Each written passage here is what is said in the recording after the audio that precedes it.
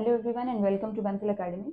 सो हमने last lecture के अंदर इनेट इम्यूनिटी और अडेप्टिव इम्यूनिटी को एक तो हमने उसके डिफरेंस को किया था, देन हमने इनेट इम्यूनिटी को डिटेल में कर लिया था। ना इस लेक्चर के अंदर हम अडेप्टिव इम्यूनिटी को देखेंगे कि अडेप्टिव इम्यूनिटी जो है वो क्या होती है। तो आप हेडिंग डाल लीजिए अडेप्टिव इम्यूनिटी। तो देखिए, एक चीज़ तो आप लोगों को पहले से ही पता है कि अडेप्टिव इम्यूनिटी जो है वो over the passage of time develop होती है इन द बॉडी, ठीक है, और ये स्पेसिफिक होती है। भले ही ये लेट से एक्टिवेट होती है, बट इसका जो रिस्पॉन्स होता है वो लंबे टाइम तक रहता है बॉडी में, है ना। और ये स्ट्रॉन्ग भी होती है, जो इम्यूनिटी होती है आपकी अडेप्टिव वाली, ठीक है। Highly specific and activate after antigen exposure. तो आप लिख सकते हो इट इज हाईली स्पेसिफिक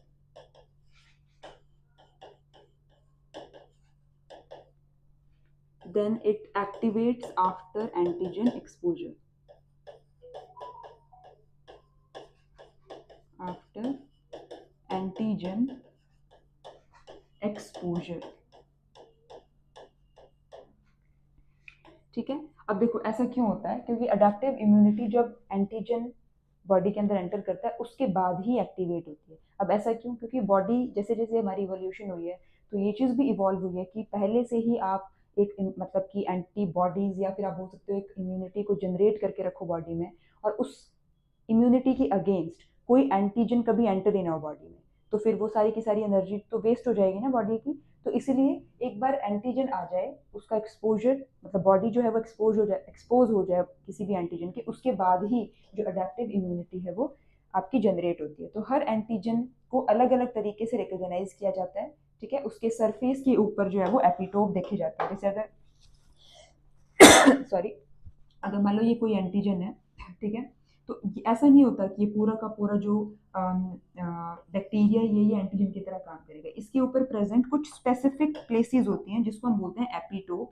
यही एपिटोप्स जो है फिर वो इनको रिकॉग्नाइज किया जाता है बाय द बॉडी। तो हर एंटीजन को क्या बताया मैंने आपको कि अलग अलग तरीके से रिकॉग्नाइज किया जाएगा उसके। जैसे अगर मान लीजिए ये कोई एंटीजन है, ठीक है, तो इस एंटीजन के ऊपर प्रेजेंट जो ये एपिटोप है, ठीक है, इस एपिटोप को रिकॉग्नाइज किया जाता है। और फिर जो है हर एक एपिटोप के लिए जो है वो डिफरेंट डिफरेंट टाइप्स के रिस्पॉन्सेज जनरेट होते हैं, ठीक है। तो अडेप्टिव जो इम्यूनिटी इवॉल्व हुई है, आप लोगों को पता है ये चीज़ कि ये बहुत ही ज़्यादा क्या है, स्पेसिफिक है और सेपरेट रिस्पॉन्स शो करती है सेपरेट सेपरेट इन्फेक्शन के लिए। अगर bacteria as an infection enter करेगा तो अलग टाइप का रिस्पॉन्स देखने को मिलेगा, virus as an infection enter करेगा तो डिफरेंट टाइप का रिस्पॉन्स हमें जनरेट होगा हमारी बॉडी के अंदर। वैसे ही पैरासाइट या फिर किसी भी टाइप का पैथोजन अलग, ठीक है। तो type of response which is generated by the body is also different, ठीक है। हम जो है कभी भी ऐसा नहीं चाहते कि कोई रैंडम रिस्पॉन्स जनरेट हो जाए बॉडी से,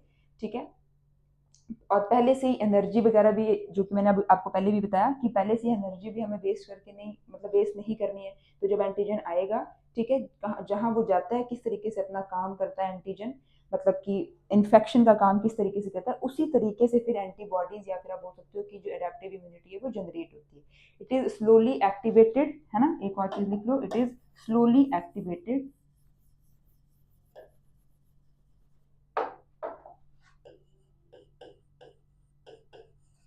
धीरे से एक्टिवेट होती है। और बट एक बार अगर एक्टिवेट हो चुकी है तो it gives strong protection, it gives strong protection,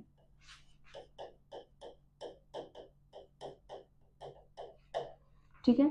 उसके बाद में नेक्स्ट पॉइंट है कि it remain active for longer period of time, it remains active for longer period of time,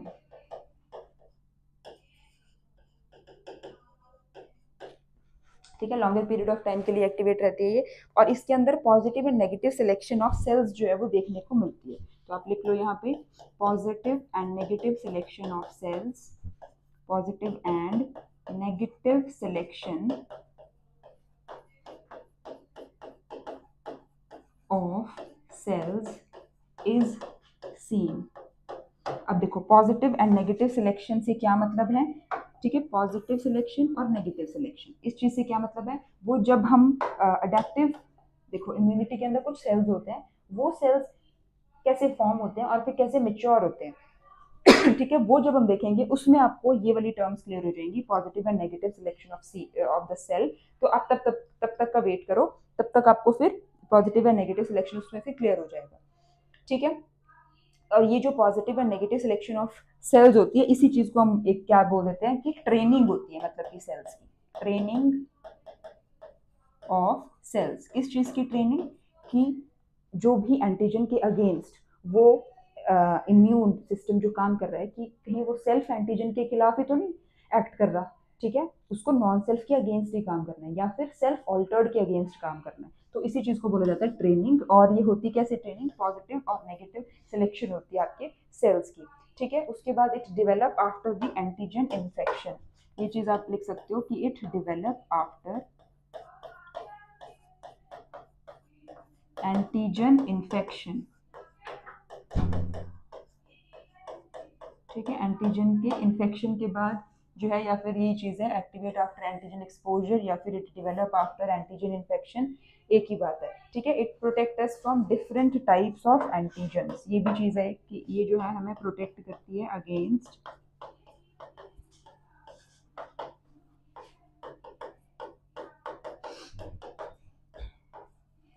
different types of antigens.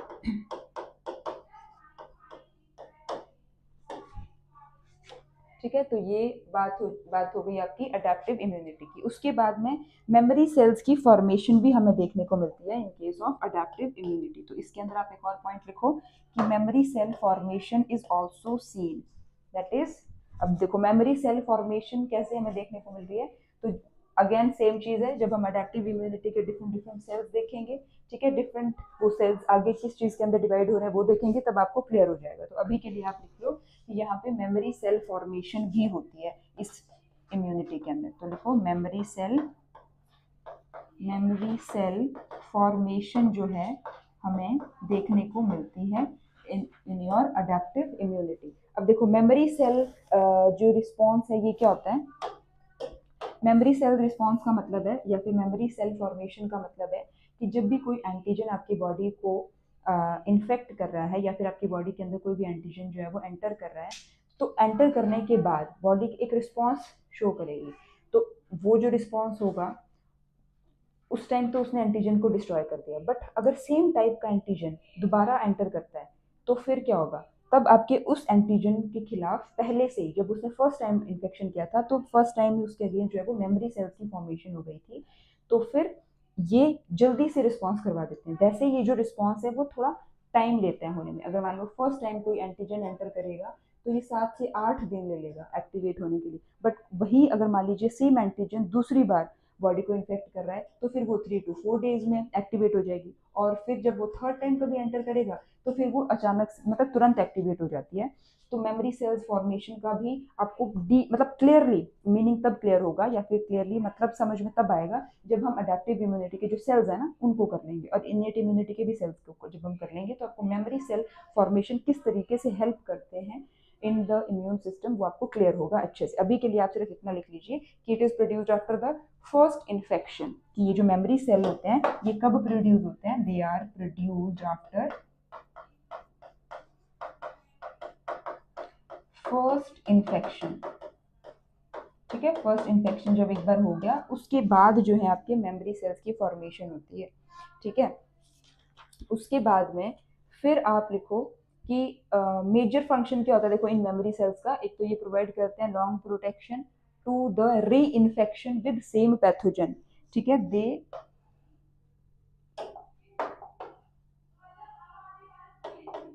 यही चीज मैंने आपको समझाई कि मेमोरी सेल्स जो फॉर्म होते हैं ये क्या करते हैं? They provide life long protection. अब यहाँ पे लिख लो ये फिर प्रोवाइड करते हैं, they provide life long protection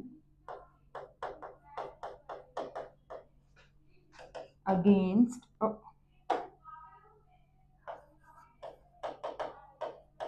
the reinfection with same pathogen। ठीक है, अगर सेम पैथोजन जिसके अगेंस्ट ये मेमोरी सेल डेवलप हुआ है ना, उसके अगेंस्ट ये जो मेमोरी सेल्स है ना, फिर ये लाइफ लॉन्ग तक जो है वो प्रोटेक्ट करते हैं फिर बॉडी को। ठीक है, उसके बाद जैसे जो वैक्सीन वगैरह भी होती हैं वो भी फिर इसी मैनर में काम करती हैं कि जैसे क्या किया जाता है, जब वैक्सीन आपकी बॉडी के अंदर एडमिनिस्टर करी जाती हैं, तो वो जो वैक्सीन होती हैं उसके अगेंस्ट फिर बॉडी जो है वो एंटीबॉडीज बनाती है, और फिर मेमोरी सेल्स भी फॉर्म होते हैं उसी वैक्सीन के अंदर प्रेजेंट। जो वैक्सीन एडमिनिस्टर करी जाती है बॉडी में, तो उसके अगेंस्ट एक तो एंटीबॉडी जनरेट होती है, ठीक है, और मेमोरी सेल्स भी जनरेट होते हैं। तो फिर अब जिस टाइप का, जैसे मान लीजिए फॉर एग्जांपल कोरोना ही था, ठीक है, तो ह्यूमन बींग्स को क्या किया हमने, एडमिनिस्टर करी वैक्सीन, उनको लगाई, और फिर जब कोरोना रियलिटी में बॉडी को इन्फेक्ट करेगा तो बॉडी के अंदर ऑलरेडी जो है वो मेमोरी सेल्स होंगे, और फिर वो मेमोरी सेल्स जो है वो एक्टिवेट होकर के डायरेक्टली एंटीबॉडीज को फॉर्म करके जो है वो बॉडी को प्रोटेक्ट करते हैं। तो जो वैक्सीन होती हैं वो इसी बेसिस पे काम करती हैं, ये मेमोरी सेल्स को फॉर्म करके जो है वो अपना काम करती हैं। ठीक है, उसके बाद में अब देखो सेल्स, अब अडेप्टिव इम्यूनिटी के अंदर कौन कौन से सेल्स इन्वॉल्व होते हैं वो चीज़ अभी हम लिखेंगे। अभी हमने क्या देखा, अडेप्टिव इम्यूनिटी के कुछ पॉइंट्स लिखे हमने, अब हम लिख लेंगे what are the cells of adaptive immunity. तो हेडिंग डाल लीजिए सेल्स ऑफ अडेप्टिव इम्यूनिटी।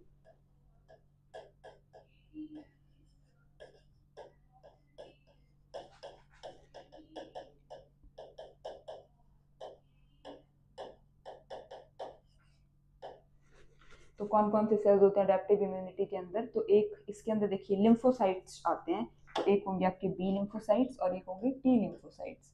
तो ब्रॉडली हम उनको क्या बोलते हैं, लिम्फोसाइट्स। अब लिम्फोसाइट्स जो हैं वो फर्दर आपके दो टाइप्स के हैं।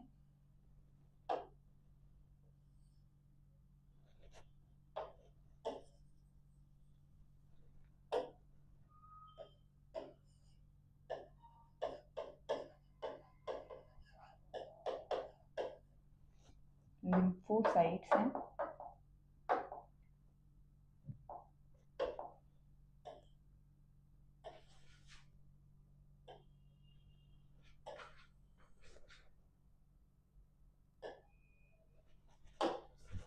दो टाइप्स के हैं, एक आ जाता है आपका बी लिम्फोसाइट,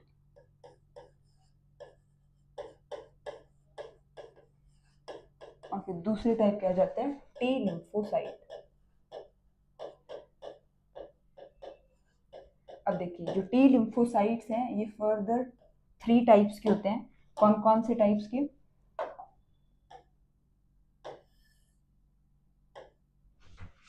फर्दर 3 टाइप्स के हैं ये लिम्फोसाइट्स।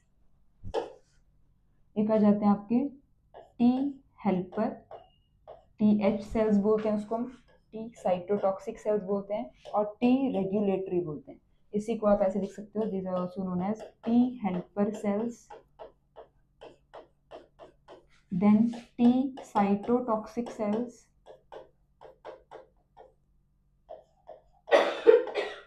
और टी रेगुलेटरी सेल्स।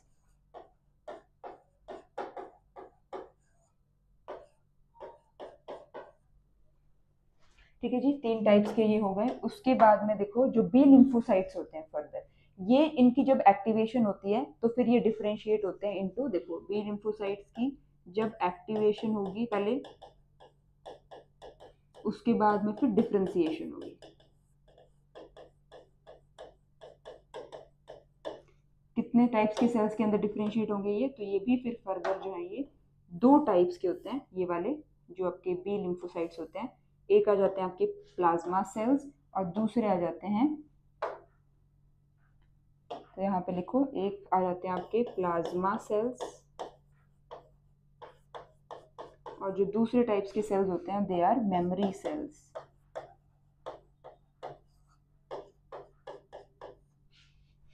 ठीक है, एक्टिवेट होकर के डिफरेंशिएट होकर के 2 के अंदर डिवाइड हो जाते हैं। अब ये जो प्लाज्मा सेल्स हैं ये फिर आगे क्या करते हैं, एंटीबॉडीज की सिक्रीशन करते हैं।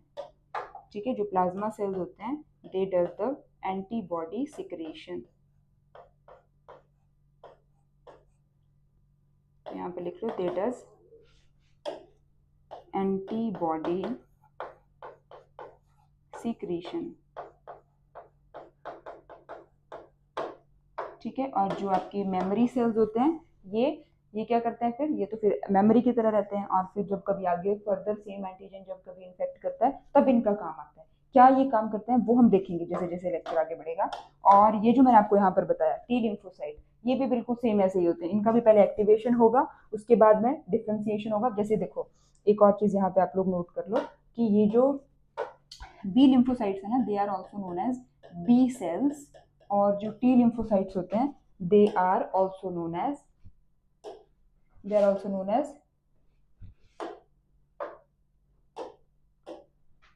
T cells. ठीक है, टी सेल्स। और वैसे जब अब क्योंकि इनएक्टिव होते हैं तो उस टाइम पे इनको बोला जाता है TH0। ठीक है, या फिर इसको छोड़ो, अभी इसको रहने दो, सिर्फ आप ये लिखो कि टी सेल्स बुलाते हैं इसको हम लोग, T cells. B lymphocyte also known as B cells, activate होकर के डिफरेंशिएट होकर के प्लाज्मा सेल मेमोरी सेल्स में डिवाइड होंगे। जो टी लिम्फोसाइट है also known as T cell, ये भी आगे जाकर के एक्टिवेट होकर के जब डिफरेंशिएट होंगे तो T helper cell, T cytotoxic cell और टी रेगुलेटरी सेल्स, उनको जो है वो हम बुला लेते हैं। उसके बाद में अब देखो, अब हमारी जो अच्छा देखो ये चीज तो अभी अभी हमने क्या कर लिया, हमने एक चीज देख ली। एक तो हमने देख लिया आपकी जो ये अडेप्टिव इम्यूनिटी है, इसके कुछ फीचर्स देख लिए जो कि हमने जब हमने डिफरेंस करा था बिटवीन अडेप्टिव एंड इम्यून तब भी देख लिए थे। इसमें दो कुछ चीजें ऐड हुई हैं, जैसे ये पॉजिटिव एंड नेगेटिव सिलेक्शन वाला पॉइंट और मेमोरी सेल फॉर्मेशन वाला। ठीक है, अगर आप लोगों को एक चीज ध्यान हो तो हमने एक ग्राफ भी किया था जिसके अंदर हमने क्या किया था, इस तरीके से ड्रॉ किया था, और हमने बोला था कि जो आपकी ये अडेप्टिव इम्यूनिटी होती है वो भले ही लेट से एक्टिवेट होती है बट ये स्ट्रॉन्ग प्रोटेक्शन प्रोवाइड करती है और ये परसिस्ट करती है बॉडी के अंदर। तो उसका ग्राफ कैसे बना था, ऐसे करके, है ना, ऐसे ही बना था। एक तरफ को लेवल ऑफ प्रोटेक्शन था और एक तरफ को क्या था, टाइम। तो यहाँ पर था आपका लेवल ऑफ प्रोटेक्शन और यहाँ क्या था, टाइम, कि देरी से एक्टिवेट हो रही है। देखो टाइम के साथ अगर हम चले तो, बट जब एक्टिवेट जब हो रही है तो लेवल ऑफ प्रोटेक्शन देख लीजिए बढ़ते बढ़ते जा रहा है, और फिर मतलब ये कंटिन्यूड है जो लेवल ऑफ प्रोटेक्शन। जबकि जब हमने इनेट इम्यूनिटी को देखा था तो उसके अंदर आपको ध्यान होगा हमने ऐसे किया था कि जल्दी से होती है और फिर जल्दी से जो है वो डिक्रीज भी हो जाती है। ठीक है, जल्दी से जो है इसकी इंक्रीमेंट हमें देखने को मिलता है और जल्दी से फिर जो है वो डिक्रीज भी हो जाती है आपकी जो इनेट इम्यूनिटी है वो। तो जो येलो वाला है graph, this is for adaptive immunity, this is for the adaptive immunity,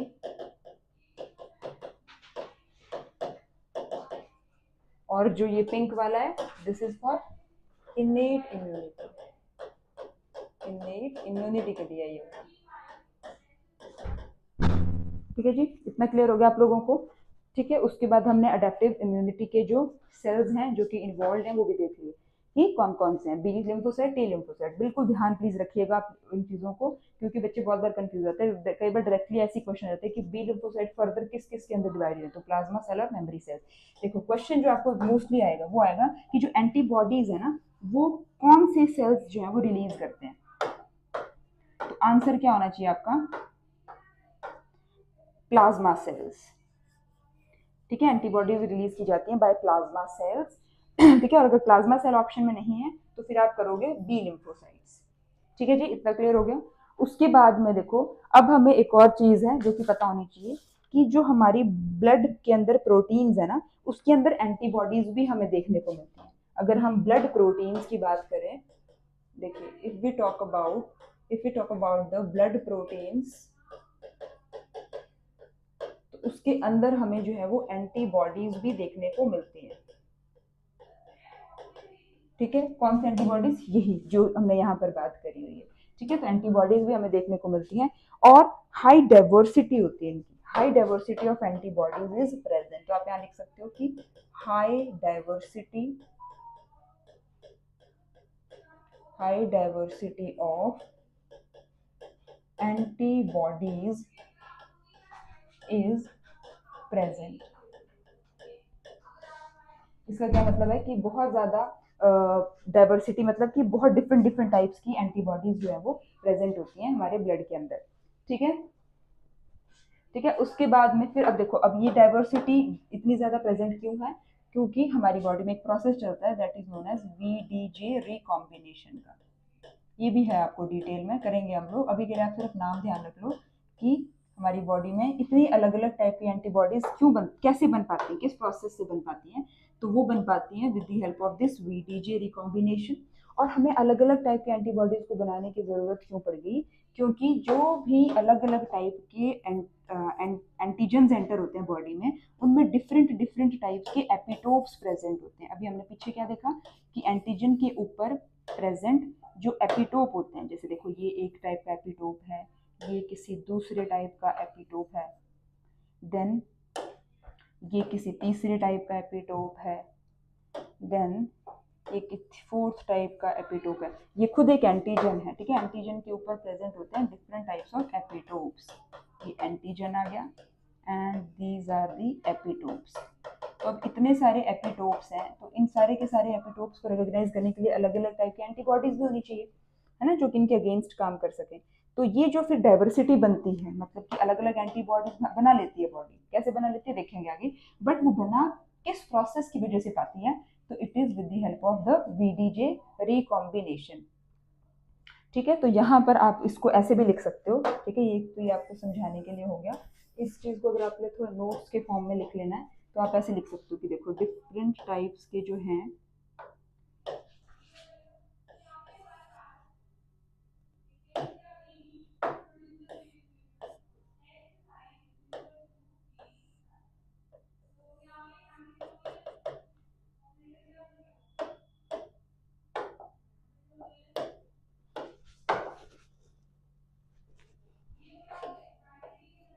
ठीक है, ये डिफरेंट क्या है? एंटीजेंस है। अब जब ये एंटीजेंस अलग अलग टाइप के एंटर करेंगे किसी माउस के अंदर, मान लीजिए, ठीक है, ये एंटर कर गया माउस के अंदर, दिस इज द आई, ये इसकी मूछें बना दी हमने। जब भी ये एंटर करेंगे अंदर, तो इन एंटीजन को रिकॉग्नाइज करने के लिए बॉडी के अंदर अलग अलग टाइप की एंटीबॉडीज भी प्रेजेंट होनी चाहिए, कि नहीं होनी चाहिए? देखो ये अलग अलग टाइप की एंटीबॉडीज जो कि इन अलग अलग टाइप के एंटीजन्स को रिकॉग्नाइज कर सके। तो ये देखो, ये जो जिस टाइप का एंटीजन का ये कंफर्मेशन है एंटीजन के ऊपर प्रेजेंट एपिटोप की, उसी टाइप की एंटीबॉडीज जो है उसके अगेंस्ट जो है वो बॉडी के अंदर सिंथेसाइज हुई है। तो आप लिख सकते हो कि different types of epitopes are present on the antigen. यहाँ पे आप लिख सकते हो these are the different types of epitopes present on the antigen, present on the antigen, ठीक है। these are the different types of epitopes हैं। ये कहाँ पर प्रेजेंट है? और एंटीजन के ऊपर, ठीक है। और बॉडी के अंदर देखो क्या प्रेजेंट है, बॉडी के अंदर प्रेजेंट है डिफरेंट टाइप्स ऑफ रिसेप्टर्स, ठीक है। यहाँ पे आप बोल सकते हो कि डिफरेंट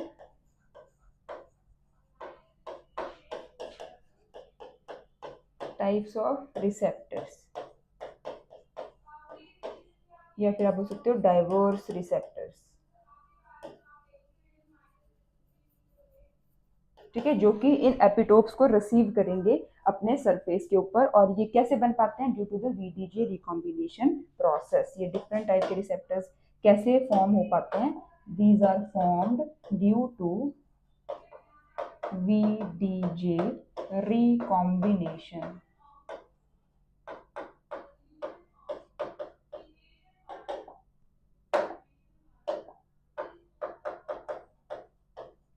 ठीक है। These are formed due to the VDJ recombination. तो डिफरेंट डिफरेंट टाइप्स के एपिटोप्स हैं जिनकी डिफरेंट डिफरेंट जो है वो कन्फर्मेशंस हैं यहाँ पर। So these are the different types of epitopes present on the antigen having different conformations, which are having different conformations.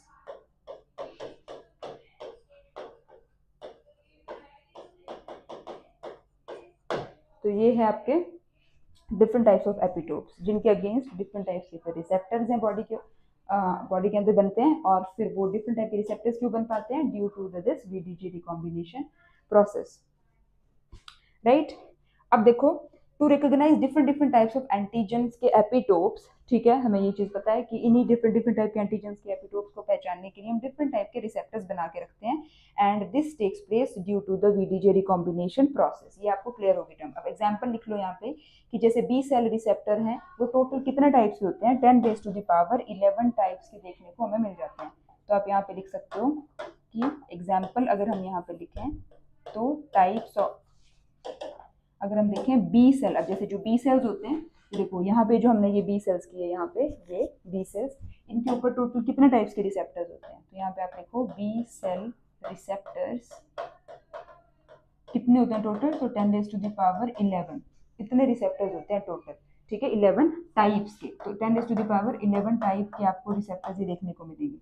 उसके बाद में अगर हम बात करें टी सेल रिसेप्टर्स की, टी सेल रिसेप्टर्स, तो ये कितने टाइप्स के मिलते हैं, ये देखने को मिलते हैं हमें 10⁻12 से लेकर के 13 टाइप्स के। तो 10⁻12 to 13 टाइप्स के रिसेप्टर्स जो है हमें वो देखने को मिलते हैं। तो ये डिफरेंट टाइप के रिसेप्टर्स हमें क्यों देखने को मिल पा रहे हैं, because of this VDJ recombination.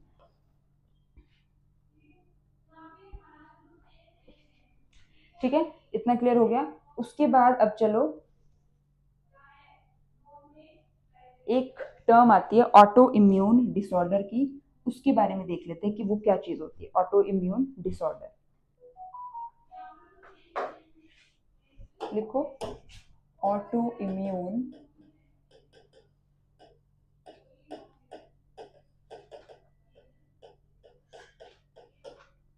Disorder, इसका क्या मतलब है। अब देखो ऑटो का मतलब है सेल,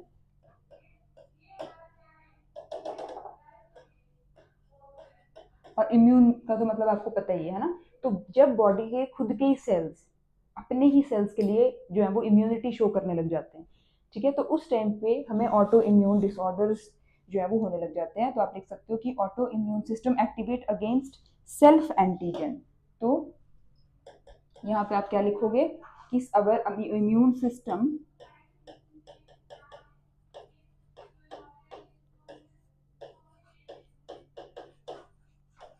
activates against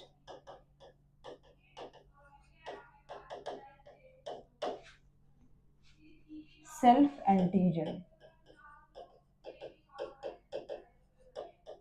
ठीक है। तो जब हमारा इम्यून सिस्टम सेल्फ एंटीजन के अगेंस्ट जो है एक्टिवेट हो जाता है, तो उस टाइम पे क्या होता है, इम्यून सिस्टम फिर डिस्ट्रॉय करना स्टार्ट कर देता है सेल्स को। तो क्या होता है, जो इम्यून सिस्टम होता है फिर it starts to destroy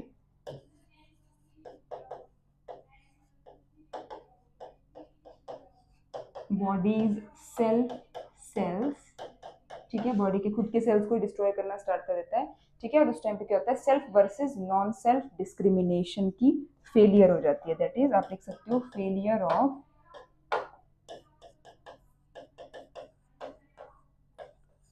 discrimination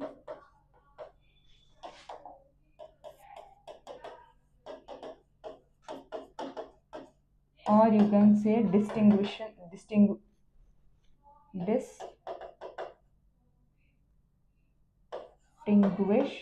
आप ऐसा बोल सकते हो कि our immune system fails to distinguish और failure of discrimination between self and non self.